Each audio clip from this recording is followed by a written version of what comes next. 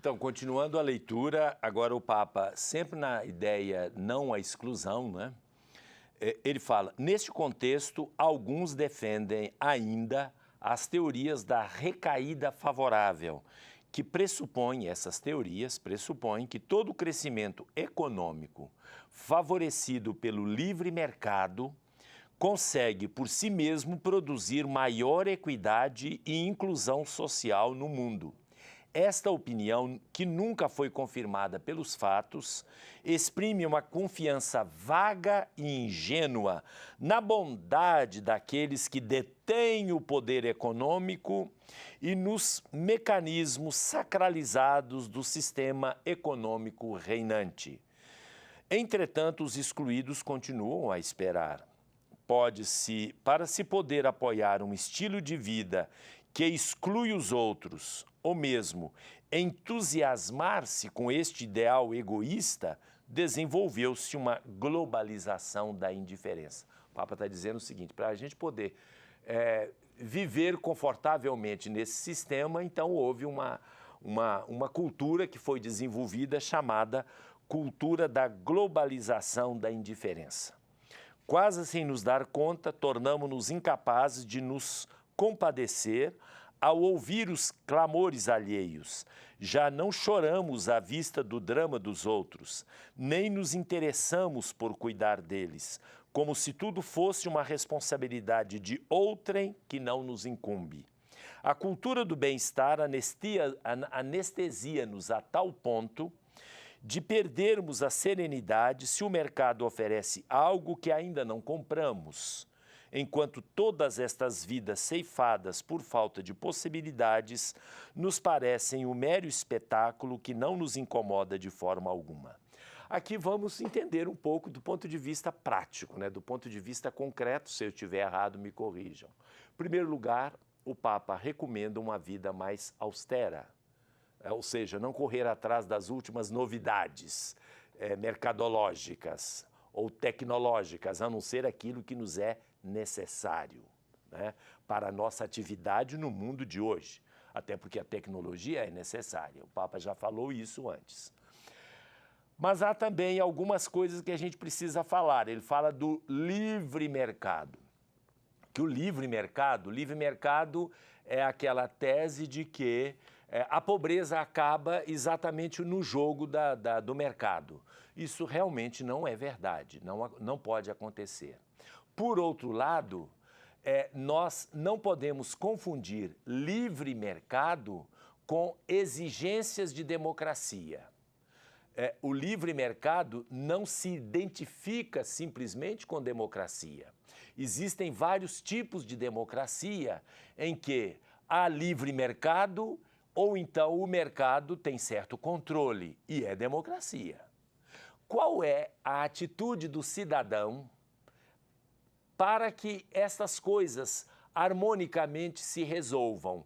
Que não haja um mercado extremamente potente regulando tudo, mas também que não haja uma ditadura, não só ditadura, digamos assim, porque há democracias, aparentemente democracias, que são ditaduras, em que as democracias são compradas, né?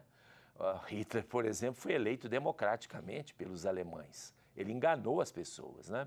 Então, há democracia, que há enganação, que há mentira, que há compra de votos, que há, enfim, todo tipo de turbulência. Então, quando nós falamos de democracia real, a democracia real é capaz de resolver este problema. Por exemplo, através da teoria do pêndulo.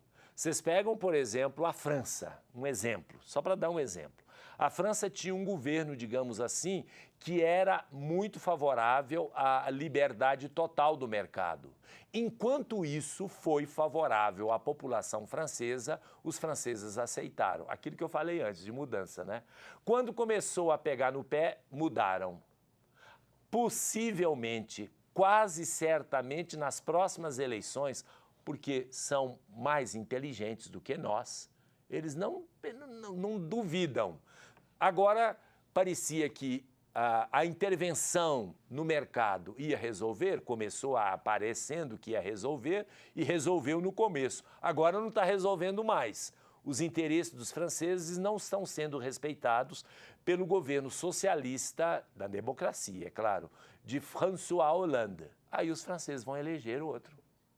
É o pêndulo, é assim que funciona, para que nós não ficamos escravos do mercado, nem escravos de um partido político que quer nos dominar. Então, o que a gente faz? Não está dando certo? Vamos para o outro lado. Aqui não deu certo? Vamos para o outro lado. Então, o que acontece? Isto é saudável, porque aí todos vão ter determinados cuidados para, se quiserem permanecer no poder, possivelmente não irão permanecer eternamente no poder, tem que tomar determinados cuidados para que o mercado não oprima as pessoas e também nenhum partido totalitário oprima as pessoas. Nós vamos ver agora o padre Jorge, que é Jerzy Widrich, é um padre polonês, meu amigo, um grande abraço para ele. E a paróquia dele, São José e São Gabriel Passionista, parece que nós temos muitos também, muitas pessoas que nos veem lá, né? Então nós vamos ver aí uma participação do padre Jorge, chamado assim lá. Em janeiro, ele enviou um grupo de missionários em missão ao interior da Bahia. Vamos, então, conferir. Fui ordenado padre em junho de 85. No mesmo ano, eu vim para o Brasil. Então, neste ano, eu vou fazer 30 anos de sacerdócio. Senhor, tenho alma missioneira.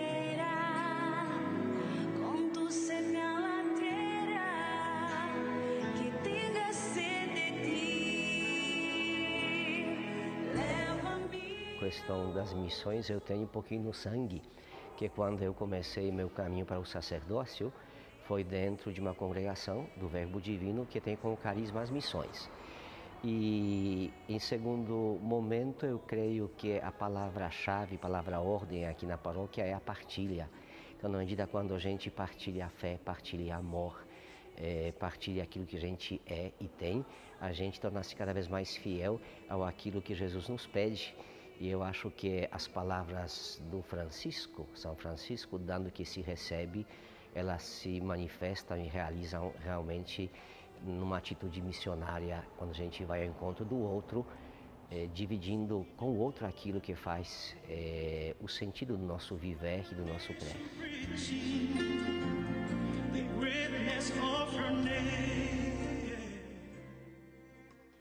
Um grande abraço ao padre Jorge, principalmente, parabéns ao padre Jorge, eu já sei disso, mas queria compartilhar.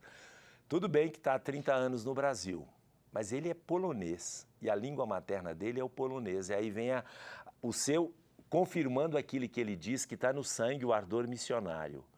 Polonês é uma língua completamente diferente da nossa, é de outra linhagem, é eslava, a língua polonesa, como o russo, né, o croata e assim por diante. E olha como ele fala o português. Como ele fala o português. Olha a gramática, a concordância. Leve sotaque, não há problema nenhum, porque a gente nunca perde o sotaque, nem no Brasil mesmo, quem é mineiro sempre tem o sotaque mineirão. Então, meus parabéns exatamente porque o ardor missionário faz com que a gente aprenda bem a língua do povo onde você está, os seus costumes e assim por diante. O amor pela gente que está ao nosso encargo na atividade missionária faz com que a pessoa se encarne completamente, se enculture completamente. E o Padre Jorge é um modelo, é um exemplo disso. Um grande abraço a ele, a toda a sua paróquia, a sua comunidade paroquial. E eu estou com saudade, hein, Padre Jorge? Tem muito tempo que a gente não se vê, não se encontra.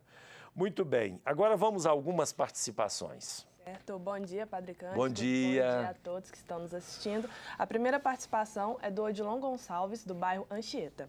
E ele faz uma pergunta. O Concílio Vaticano fez alguma mudança na doutrina da Igreja? Não, a doutrina da Igreja jamais. Aquilo que é da doutrina do credo niceno-constantinopolitano que nós professamos, isso não muda nunca, tá? Ou seja, por que eu falo credo? Porque no credo está o resumo das Sagradas Escrituras, das nossas verdades fundamentais, né? Cristo, Deus, a própria Igreja.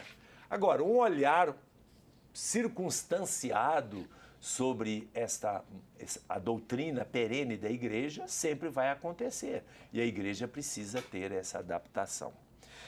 Antes de terminar esse bloco, eu queria ler também o número 55 do Papa Francisco. Uma das causas dessa situação está na relação estabelecida com o dinheiro, porque aceitamos pacificamente o seu domínio sobre nós e sobre as nossas sociedades. A crise financeira que atravessamos, na época em que foi promulgada esta exortação apostólica, a crise era mais aguda, principalmente na Europa. Faz-nos esquecer que na sua origem há uma crise antropológica profunda, a negação da primazia do ser humano. Criamos novos ídolos. A adoração do antigo bezerro de ouro, do livro do Gênesis, encontrou uma nova e cruel versão no fetichismo do dinheiro e na ditadura de uma economia sem rosto e sem um objetivo verdadeiramente humano. A crise mundial, que acomete as finanças e a economia, põe a descoberto seus próprios desequilíbrios e, sobretudo, a grave carência de uma orientação antropológica que reduz o ser humano apenas a uma das suas necessidades, o consumo. Um breve comentário. Nos Estados Unidos, a reação a esta exortação apostólica foi dizer que o Papa é comunista. O Papa negou imediatamente isso, até porque o Papa já afirmou isso e não está afirmando essas coisas aqui a partir de uma ideologia, de uma demagogia barata, até porque o Papa não era muito ligado ao governo da Argentina, que tinha todas estas ideias aqui. Ou seja, falando a verdade, Cristina Kirchner, ela não gostava do Papa Francisco, só depois que ele foi Papa que ela está indo lá todo dia, mas isso é falsidade, é fingimento. Nunca bateram as ideias dela com as do Papa Francisco. E isto pode também se estender a outros lugares. Voltamos para o quarto bloco daqui a pouco.